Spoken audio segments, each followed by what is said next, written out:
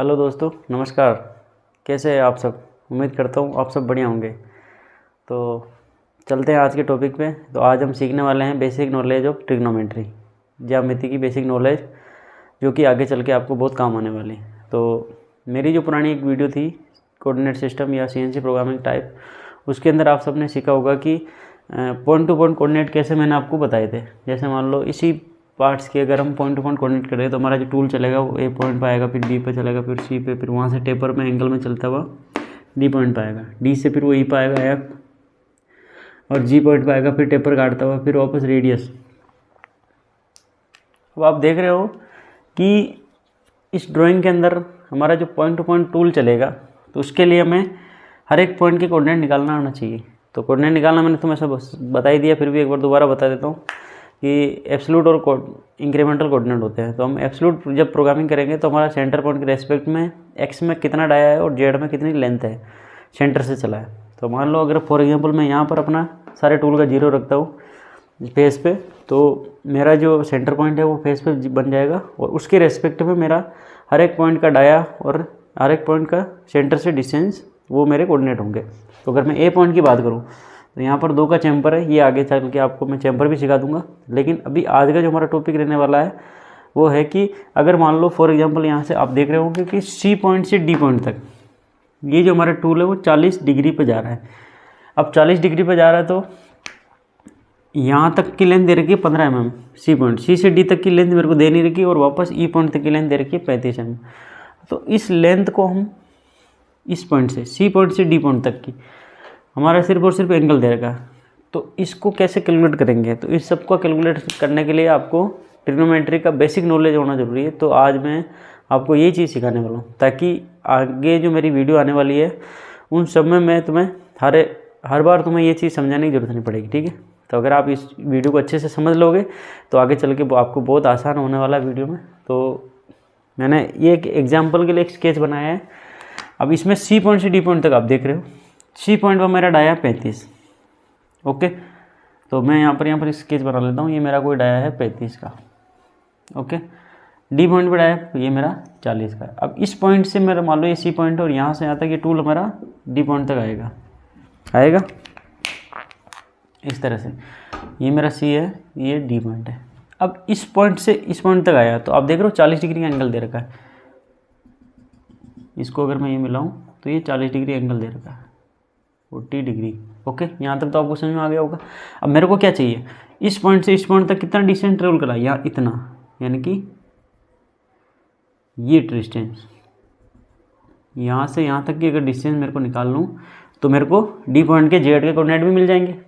लेकिन अब समस्या ये है कि मेरे को एंगल दे रखा है, अब मुझे ये भी चाहिए, ये भी चाहिए। तो इस कोऑर्डिनेट को निकालने के लिए आपको सबसे पहले मैं ले चलता हूँ ट्रिग्नोमेट्री के बेसिक वीड, ठीक है। तो ट्रिग्नोमेट्री में होता क्या है, सबसे पहला रूल तो आपको याद रखना है, कोई भी समकोण त्रिभुज का, ये समकोण त्रिभुज है, उसको इंग्लिश में राइट ट्रायंगुलर बोलते हैं। उसमें एक कोण कितना का होता है, समकोण में 90 डिग्री का एक कोण होता है। ये चीज़ आपको हमेशा याद रखनी है। इस 90 डिग्री के एंगल के सामने हमेशा कर्ण होगा, यानी कि हाइपोटेन्यूस, ओके। इसके अलावा 2 भुजाएं बचती, वो एक लंब होगी एक आधार होगी, उसको आप कोई सी भी मान सकते हो। लेकिन अगर आपको कोई एक एंगल दे रखा है 90 डिग्री के अलावा, इन दोनों में से मान लो अगर ये एंगल दे रखा हो थीटा, तो इसके सामने हमेशा ये लंब हो जाएगा, यानी कि परपेंडिकुलर। और अगर ये दे रखा होता तो ये परपेंडिकुलर हो जाता। लेकिन अब इसमें ये थीटा दे रखा, थीटा मतलब ये एंगल दे रखा है यहाँ से यहाँ तक का एंगल, तो इस कंडीशन में ये लंब हो जाएगा। तो ये क्या हो जाएगा, बचा हुआ आधार, यानी कि बेस।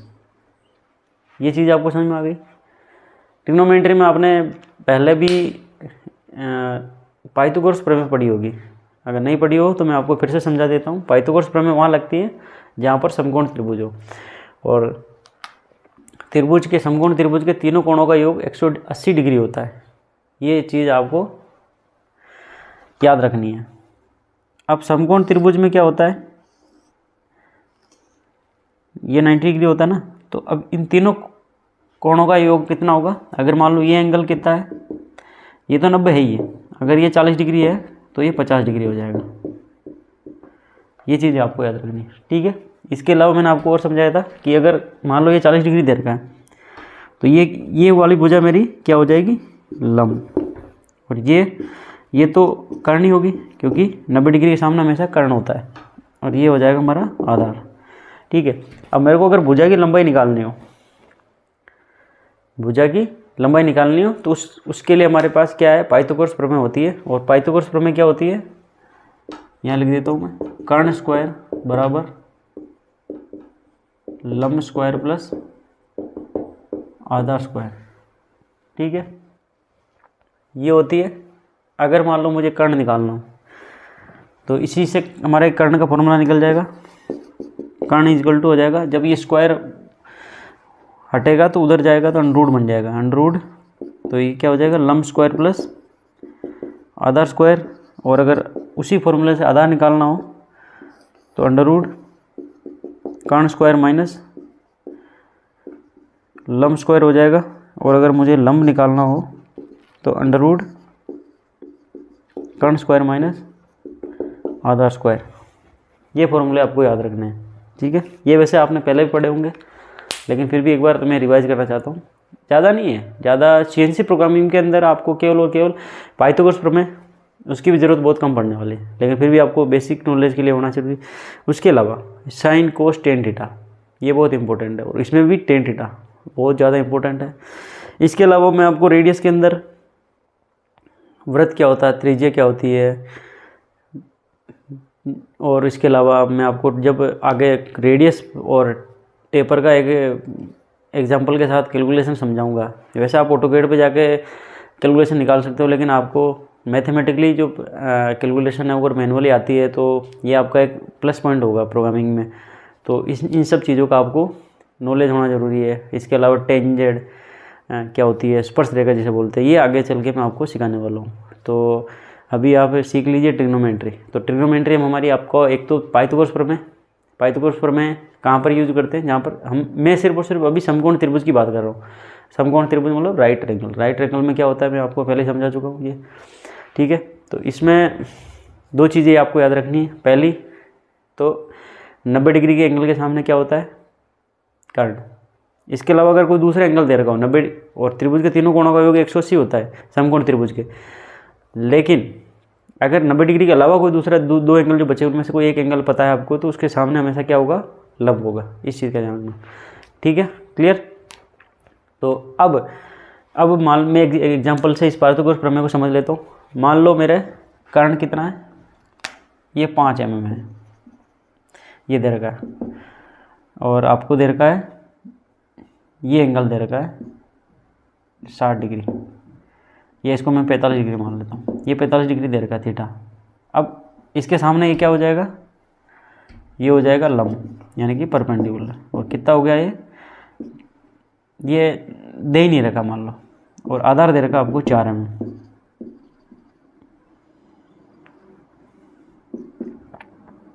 इस एंगल को बाद में समझेंगे। अब हमारे को आधार कितना दे रखा है, 4 mm। तो पाइथागोरस प्रमेय समझ रहे हैं हम, साइन कोस टेन थीटा बाद में समझेंगे, ठीक है। तो कर्ण 5 mm है, आधार कितना है 4 mm। तो मैंने तुम्हें पहले ही बताया था पाइथागोरस प्रमेय में अब निकालना क्या है मेरे को, लंब निकालना। तो लंब निकालने का सीधा फॉर्मूला होता है कर्ण स्क्वायर अंडर रूट कर्ण स्क्वायर माइनस आधार स्क्वायर। तो यहाँ पर मैं लगा दूंगा लंब इजकल टू अंडर रूट कर्ण स्क्वायर। कर्ण स्क्वायर कितना है, कर्ण कितना 5 का स्क्वायर माइनस आधार स्क्वायर। आधार स्क्वायर मतलब 4 का स्क्वायर। तो यहाँ पर 5 का स्क्वायर कितना होगा 25, और 4 का स्क्वायर 16। तो P इजकल टू यानी कि परपेंडिकुलर लंब यानी कि कितना हो जाएगा हमारा अंडर रूट 9, और अंडर रूट 9 की वैल्यू कितनी होती है 3 mm। तो यहाँ पर ये 3 mm निकल के आ जाएगा। यहाँ तक आपको समझ में आ गया। इसी तरह अगर मान लो लंब दे रखा हो, आधार दे रखा हो, कर्ण निकालना हो, मान लो यहाँ कर्ण नहीं दे रखा, तो आप इसका स्क्वायर प्लस इसका स्क्वायर, लंब स्क्वायर प्लस आधार स्क्वायर, 4 चौक 16 और 3 त्रिका 9, यानी कि 16 और 9 कितने होंगे 25, और अंडर रूट 25 की वैल्यू 5 mm होती है। तो ये आप निकाल सकते हो। ये एक बेसिक नॉलेज थी, ठीक है। अब सवाल यहाँ आता है कि मान लो आपको यहाँ तो 2 भुजाएं दी थी, तो तीसरी भुजा हम निकाल सकते थे, लेकिन अगर मान लो भुजा एक ही दे रखी हो, और कोई एक एंगल बताओ, तो उस कंडीशन में हम क्या करेंगे, तो उस कंडीशन में हमारा लगेगा साइन कोस और टेन का फॉर्मूला। ठीक है, तो अभी फॉर एग्जांपल मैं ले लेता हूँ यहाँ पर, मान लो ये मुझे ये भी नहीं दे रखा, आधार दे रखा 4 mm और मेरे को लंब नहीं दे रखा और कर्ण भी नहीं दे रखा। ठीक है, अब मुझे कर्ण भी निकालना है और आधार 4 mm दे रखा और लंब निकालना है। तो अब हमारी इस कंडीशन में क्या होगा, पाइथागोरस प्रमेय तो फेल हो गई। ठीक है, तो अब आपको मैं ले चलता हूँ ट्रिग्नोमेट्री, जो हमारी जो हमारा टॉपिक है अभी। तो सबसे पहले हम इस चीज़ को देखते हैं कि आधार दे रखा, लंब दे रखा नहीं, कर्ण दे नहीं रखा, ये 90 डिग्री के सामने तो कर्ण होता ही हमेशा वैसे ही, और यहाँ पर हमारे को दे रखा मान लो एक फॉर एग्जांपल 45, जो कि मैंने पहले भी लिया था, एक 45 डिग्री का एंगल दे रखा। ठीक है, सॉरी ये कॉल आ गया था मेरे। तो अभी हम सीख रहे हैं, अब इसमें एंगल दे रखा तो इस एंगल के सामने हमेशा क्या होगा, ये मैंने तुम्हें पहले ही बता दिया था कि कोई भी अगर छोटा एंगल दे रखा हो, 90 डिग्री के अलावा कोई एंगल राइट एंगल में दे रखा हो, तो उसके सामने हमेशा क्या होगा, लंब होगा। ठीक है, ये चीज़ आपको समझ में आ गई होगी। अब आते हम हमारे बेसिक फॉर्मूले पर। तो सबसे पहले आपको याद हो तो, आप जब आपने ट्रिग्नोमेट्री पढ़ी हो तो आपने एक फॉर्मूला ज़रूर पढ़ा होगा, ये तो हमारा पाइथागोरस प्रमेय का था। इसके अलावा ट्रिग्नोमेट्री में एक फॉर्मूला होता है लाल बटे कक्का, साइन कोस टेन थीटा के लिए, लाल बटे कक्का, एक शॉर्ट फॉर्मूला था। और जिन्होंने इंग्लिश मीडियम से पढ़ा होगा उनके लिए था PBP अपॉन HHB। इसको भी आप इसको भी याद करने के दो फॉर्मूला है, जैसे शॉर्ट हमने बना रखा मजाक के तौर पे कि पाकिस्तान भूखा प्यासा, हिंदुस्तान हरा भरा। इसके अलावा पंडित बद्री प्रसाद हर हर बोले, पंडित बद्री प्रसाद हर हर बोले, ये किसका फॉर्मूला है, ये हमारे साइन कोस और टेन, साइन कोस और टेन इनके शॉर्ट फॉर्मूला है।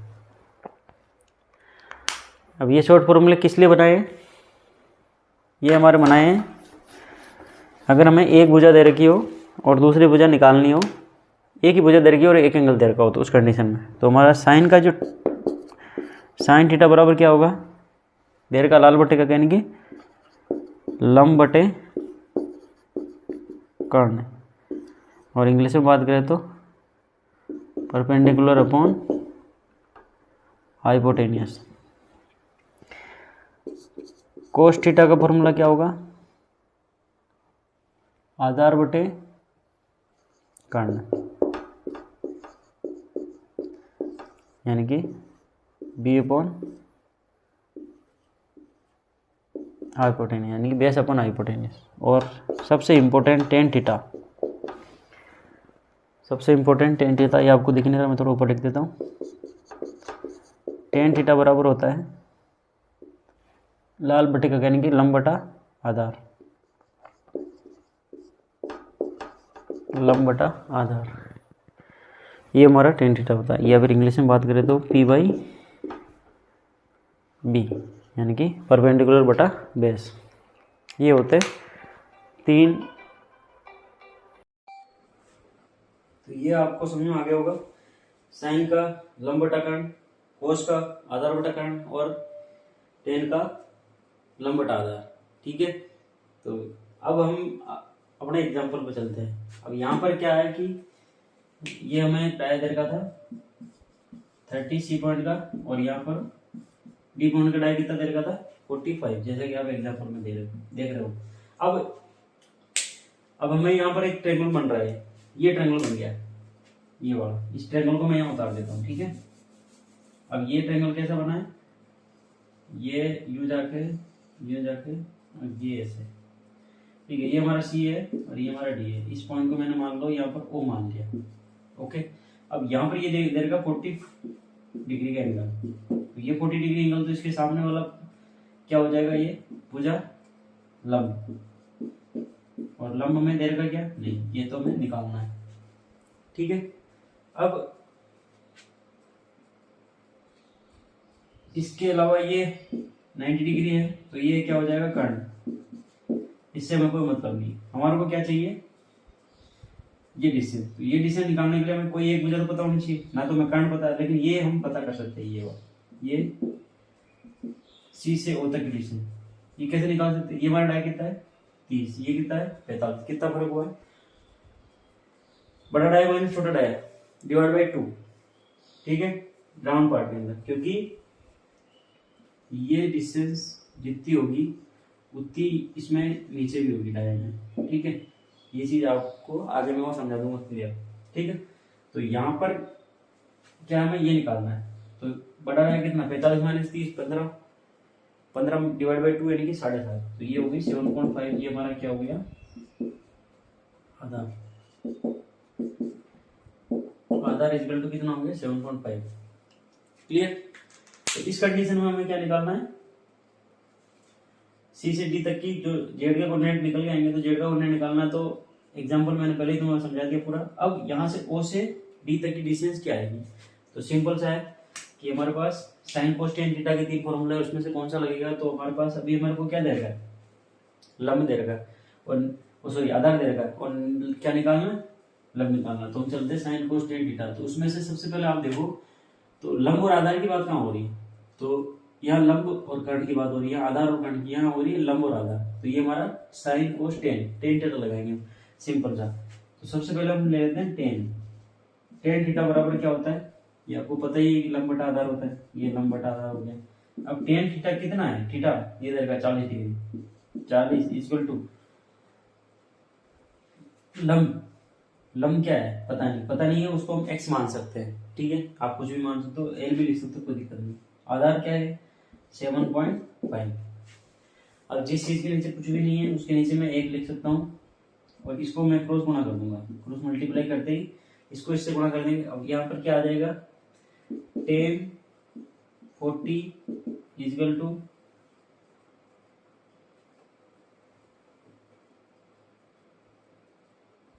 सॉरी 10 40 इंटू 7.5, और ये आ जाएगा x को हम x से गुणा करेंगे तो x ही आएगा, ठीक है।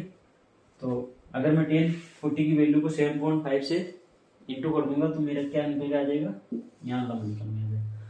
तो ये तो आगे चल के आप और मैं आपको क्लियर कर दूंगा टेपर चैम्बर का जब टॉपिक समझाऊंगा, लेकिन मेरा आज का जो वीडियो बनाने का मकसद था वो आपको ये समझाना था कि ट्रिग्नोमेट्री में हम कहाँ पर साइन थीटा लगाएंगे, कहाँ कोस थीटा लगाएंगे, अगर हमें एंगल दे रखा हो तो कैसे, जैसे इस केस में था कि केवल मुझे डिस्टेंस निकालनी है और केवल डाया दे रखा है, दोनों डाया दे रखा है और एंगल दे रखा है, तो उस कंडीशन में मैं कैसे कोऑर्डिनेट निकालूंगा जेड के।